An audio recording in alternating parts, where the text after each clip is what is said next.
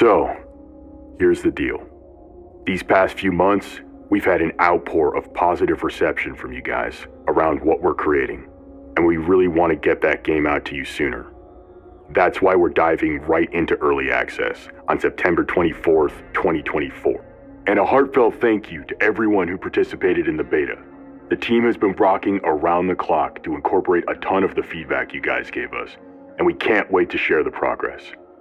Now, I don't believe anyone should have to pay more than 50 USD for a game, and if you want to support the team above and beyond the initial price point, that is awesome, and we really appreciate it. There will be a special edition with the game's soundtrack and Jason's awesome tunes, but that should be your choice, based on how much you guys dig the game. So the Forever Winter is going to be $27 at early access. There will be 0 pay-to-win solutions. You will earn your gear via skill or luck, and you will not be able to buy your way into Nirvana. You will never be charged for a new character, because that's the way it should be when you buy a game. You will not be charged for maps, guns, additional quests, new bosses, and more. That nickel and diming shit is for the birds. We will charge for skin packs, and any sales there will go to supporting the character team and allowing us to make even more baller characters in the future. Now, why do all this? I fondly remember a time growing up in the 90s when you could go to CompUSA and buy a box copy of Command & Conquer, Giant Citizen Kabuto, or KK&D for $50 or less and be set for months. I'm really hoping we can get back there. Now for the roadmap. We really respect what the homies did with Ready or Not. Having the balls to release gray box maps into their map lineup was incredible. So we're taking a page out of their book. We will give you one work-in-progress map early, so you guys can scope it out, have some fun, and hopefully give the team some super helpful feedback, so we can make them even more kick-ass when they drop fully. Taking it one step further, we want the community to get a chance to vote on which bosses and which features we bring online first in our post-launch plan. Anyone who bought the game will get access to an exclusive channel in our Discord. There, you will be able to vote on what or who drops next.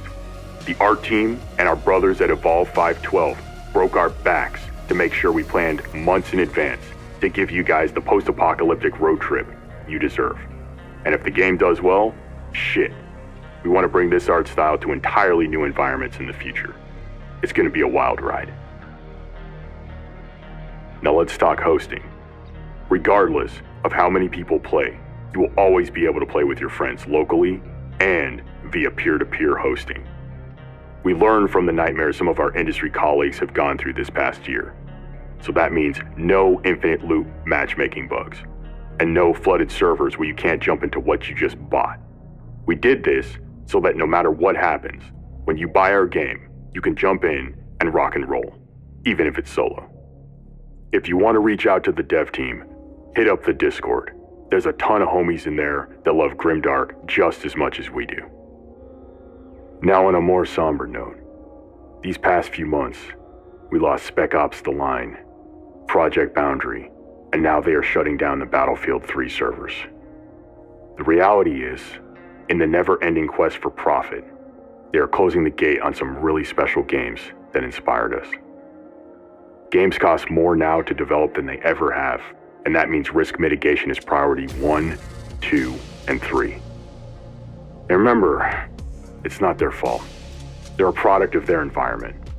And that's why this year has been so inspiring, to see other crews breaking out of that muck to bring the magic, one ammo belt at a time. Lastly, words cannot express how much we appreciate your support. People from all nations and all ages have reached out, just to say, thanks for going there and handling the subject with the care and energy it deserves.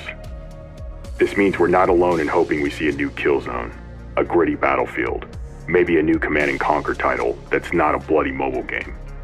But if the response to what we're building is any indicator, maybe they will find the guts to bring those games back the right way.